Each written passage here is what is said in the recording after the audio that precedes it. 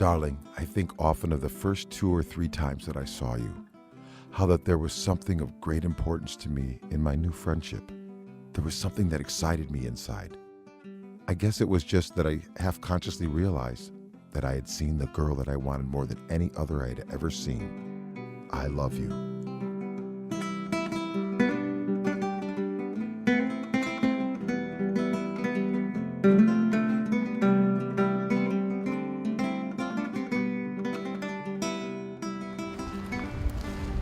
I have a new life now. I have many friends. I have new interests, things that I had not even thought of doing before. Also, I found that I have more inner resources than I knew I had. He was always here to open a jar, and I couldn't. And I've not mastered that entirely yet. But I also have a neighbor that helps me if I can't open a jar. I like my home. I like what I do. I do, my interests, and I'm busy. I don't have to just sit. I've made a lot of acquaintances, and I like the opportunities of doing other things here as you can in Bloomington. I come to church quite frequently, of course. I'm teaching Bible at times. I think that it's necessary for me to be out into public to really feel my best. That way I push myself and the energy seems to come then and give me the strength that I need. My neighbors say that my car goes in and out of the garage very frequently. I was born in 1917, which makes me 93 years old. And in 2 months, it'll be 94. And I am so grateful that I have lived in this particular period of time. I think it is the best time ever. I have seen more changes than one can imagine. And literally, I was born in the horse and buggy days, literally, because I started school with a horse-drawn school bus, or school hack, they called it, with a stove in it and pulled by 2 horses. In our town, they had a Saturday night band concert, and they had a bandstand in the middle of the street, and so we dressed up and we'd go to town on Saturday nights, and then later we went free movies that they put on the side of a building.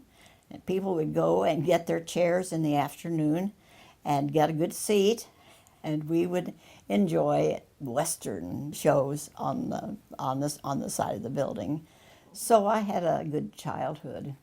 The night before I left to go to business school, I was reluctant to leave. I loved my community. My church was my church family, and the night before I left, the people were wishing me well, and I was sad and shed a few tears to leave home. I didn't want to go to a big city. And we had a visiting pastor, and he said, "Mildred, I know it would be easier for you to stay home right now, but," he said, "we need people like you to go and make a difference. You go, and we will be proud of you." I was born in Newark, New Jersey in 1924, and my maiden name was Barbara Catherine Jackson. I enrolled in a school called the Catherine Gibbs. Catherine Gibbs is still going strong today, but it was basically they would call it then a secretarial school, but it was, you took liberal arts classes along with typing and shorthand. And if you graduated from there, you had no problem getting a job. Women were needed. The men were in service. I'm Dorothy Brenton. I was Dorothy Elmore as my maiden name, and I lived in Covington, Indiana when I was born. I moved to Indianapolis after I was married and lived there for 47 years. My dream was being a school teacher because my mother had been a school teacher, and I did not think very much about getting married. In fact, I kept saying I had an aunt that was a school teacher also, and she was an old maid, as they said at the time, and so that was what I thought I wanted to be, was an old maid school teacher. But I changed my opinion after I met my husband.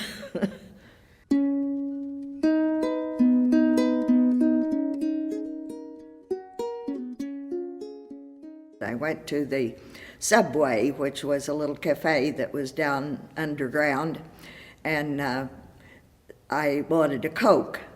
And in came a gentleman that I had dated and knew, and he brought two brothers with him. They had helped him move into a rooming house, and so he was treating them to a Coke.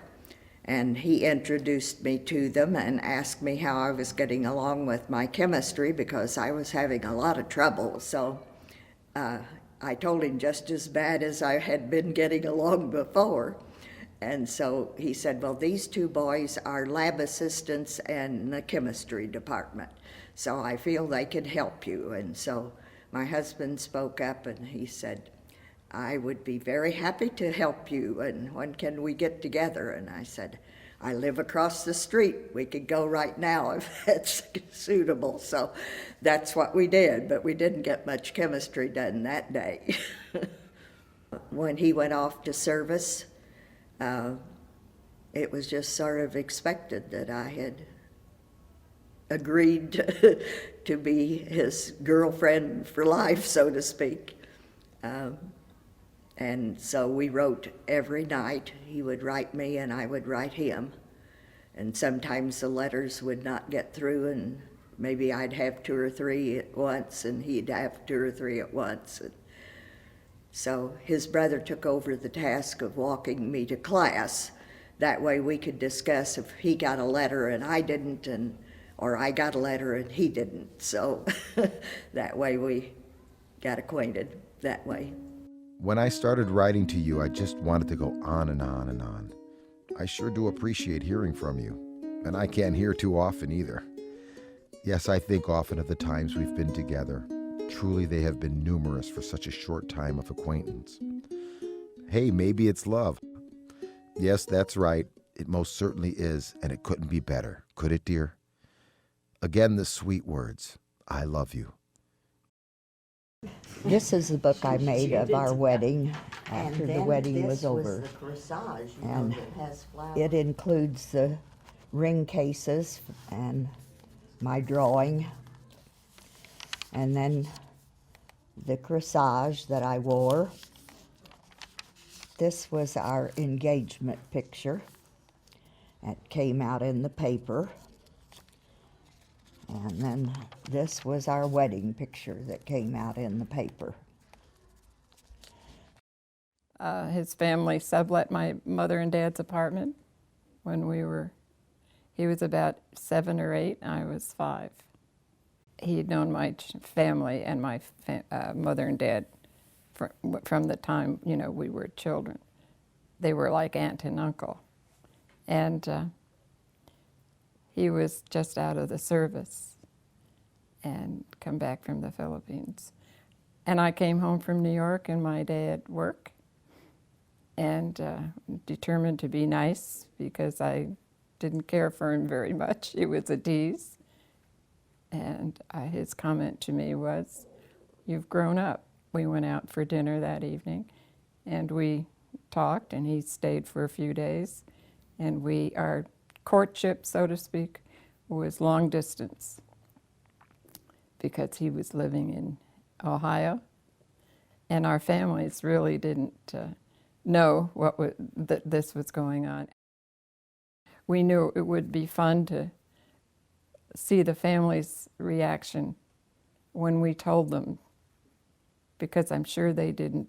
They didn't expect it. My father-in-law was so surprised because I had a sister, and his first question to Bob when Bob told him that he was going to get married, and his dad asked him which sister was it. So, you know, that was a family joke. That I certainly never thought I'd end up marrying him. You know, that was the farthest thing. I met Carlyle unexpectedly at 4 o'clock on a Wednesday afternoon in Crawfordsville, Indiana, as he was going from campus. He was a junior in Wabash College. And I'd been warned about those Wabash College boys. And by a chance meeting, we met, and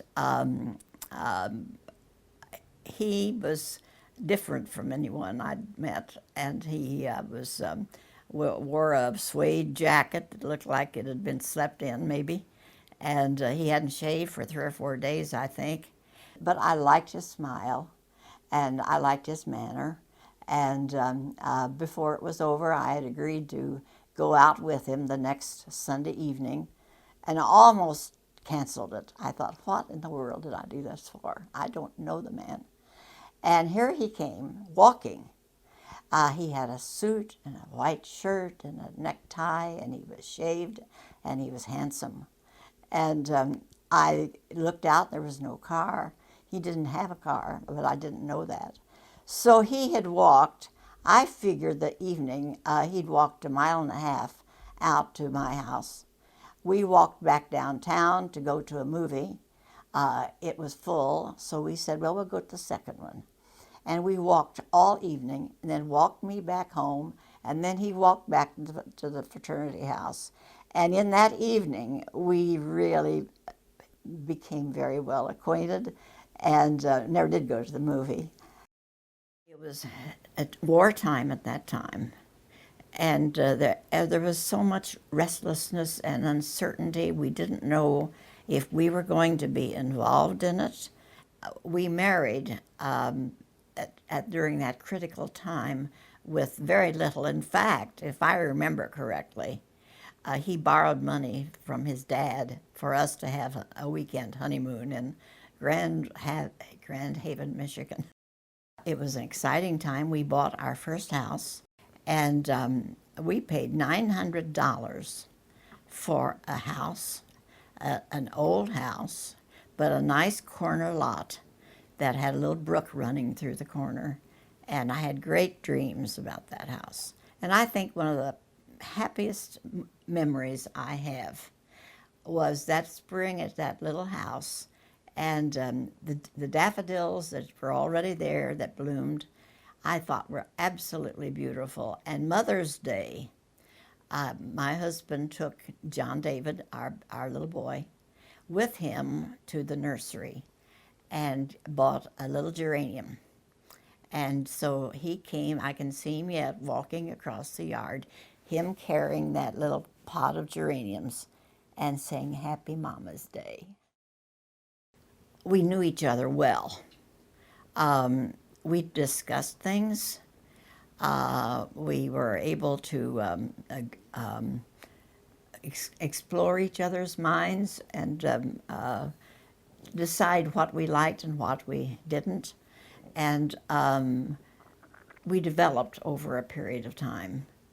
And so I think that it was because we shared so much, and he was always so kind. We worked things out together. And I think that's it. I look back, I just don't, I know we didn't always agree on things, but we worked it out, and to both of our satisfactions. And that's what we've tried to do our whole 68 years. We were married 68 years. So.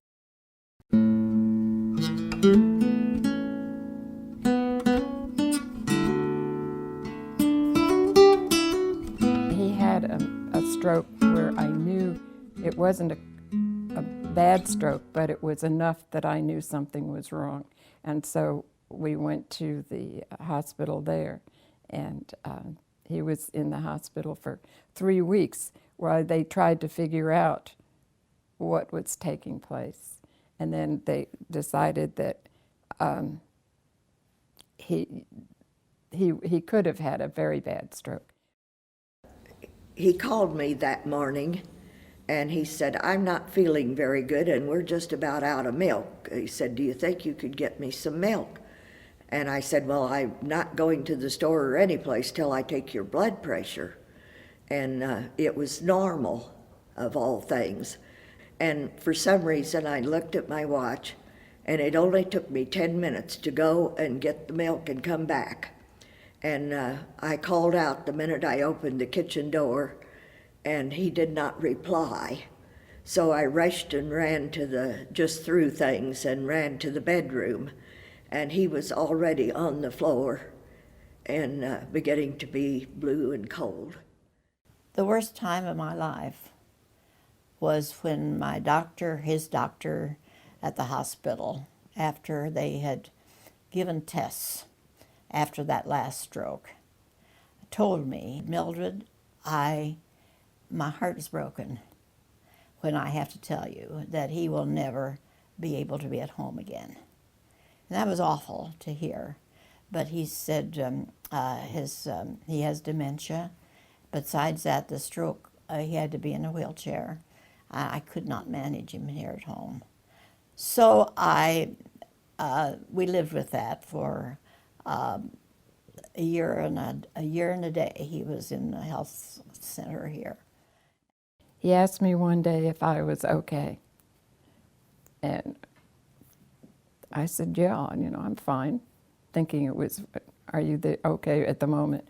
And he was gone in another week. I think he just waited to make sure that everything was fine. And that's sort of the way he was. So I took a tape recorder with some music and I sat by his bedside and played the music so he could hear it. And they kept telling me he doesn't know anything, but it at least was something that I felt comfortable with. And he passed away very easily then in the hospital. I didn't know whether he really knew who I was. And I said, Carlyle, you do know who I am. And he said, you're the girl of my dreams. What better gift can you give than that? Yeah. I couldn't write a poem or a verse that's half so sweet as that you sent, my darling. It simply can't be beat, a verse that's half so sweet as that you sent, my darling. You see, it so expresses my thoughts and feelings too, that other words are lacking. They simply would not. Life goes on, life is good. And you just have to understand, and you don't dwell on it. And there are times yet. I did some things. At first, I got rid of things that were hurting too much. He had a desk that he sat at, and I knew that if I kept that lovely big desk, it was an executive desk, that I would see him there always, because he sat by the hour. So I sold it. I didn't like to eat alone at the place in the table, and so I turned the table around another direction and put the radio there so I wouldn't have to look at an empty space. I tried to develop new interests. I went ahead with my life, and there are times that I'm lonely, of course, and I always will be. But I cannot say that you ever get over. There's always that empty spot. But that's the way it is. Yeah. On the other hand, I find that I have a life that I've never had before. Always, I lived with my family, of course. Then I was married, and you have somebody else to consider, and you have certain limitations as to what you can do without consulting each other. You know, I'm a quilter, and sometimes I turn my kitchen into a quilt shop, and I use my counters to cut, and I don't have to put my ironing board and my sewing machine away because I'm the only one here. The first one I did, I made for my son and his wife for Christmas. And the next day, my son called me and he said, "Mom, that is the warmest quilt I've ever slept under." And I said, "Well, you know why? It was made with love." I think church work had always been a great portion of my life. And so you base your beliefs and your feelings on knowing that the Lord is there for you. And so I think that's a good portion of it. This has been 17 years now since my husband passed away. So I have created a life that probably enfolds my daughter and granddaughter and grandchildren more than anything else at this time. The young grandchildren are quite inspirational because, of course, you see them change every day. And since I get to see them quite frequently, it makes it very interesting for me to see the growth, the difference in their daily lives and what they care about and so forth. You see characteristics that you think, oh, that was like their dad or their grandfather did or something like this. And many times just a glance or something will remind you. It was always very evident to me that they cared so deeply for each other. Just the way they would joke and laugh with each other and how they treated and respected each other. And it passed these things on down to my mom, which then showed in her marriage, which then gave me a good example of what a good, strong marriage is like. So. We had talked over what would happen if either of us passed away. We each had said we'd like for the other to marry so that they would have companionship, and yet we each said we wouldn't want to. I never dwelt on sad times. Things happen.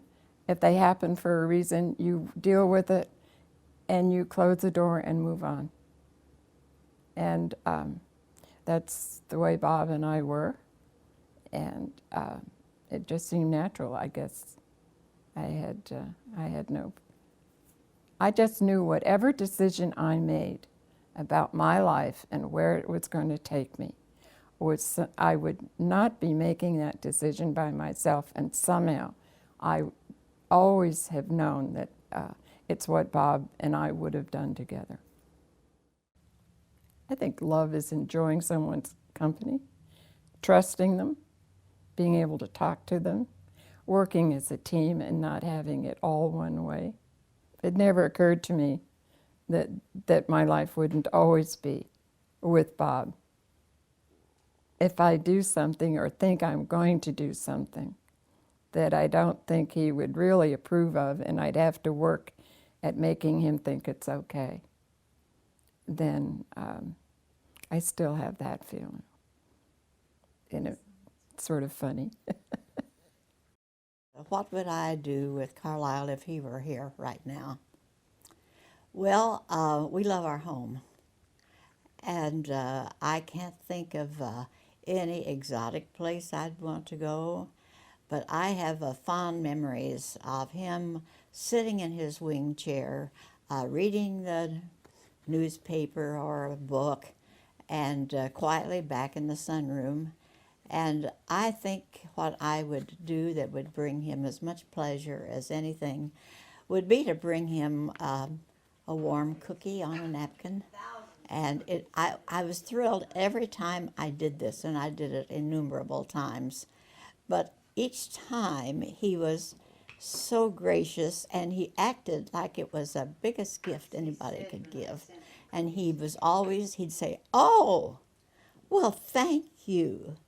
And I can't think of anything that I would get any more pleasure out of than to give him a warm cookie. and I certainly feel lonesome when you're not around.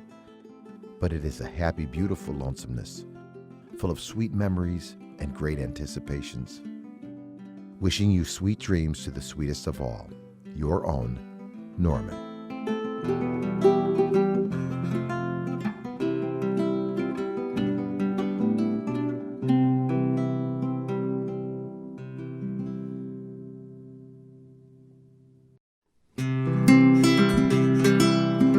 I couldn't write a poem or a verse that's half so sweet as that you sent my darling. It simply can't be beat, a verse that's half so sweet as that you sent my darling.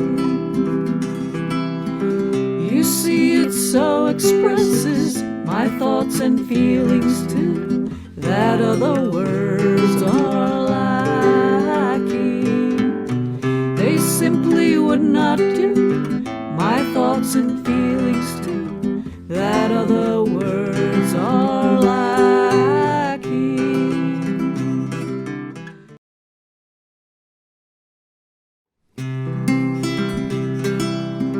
I couldn't write a poem or a verse that's half so sweet as that you sent my darling. It simply can't be beat, a verse that's half so sweet as that you sent my darling.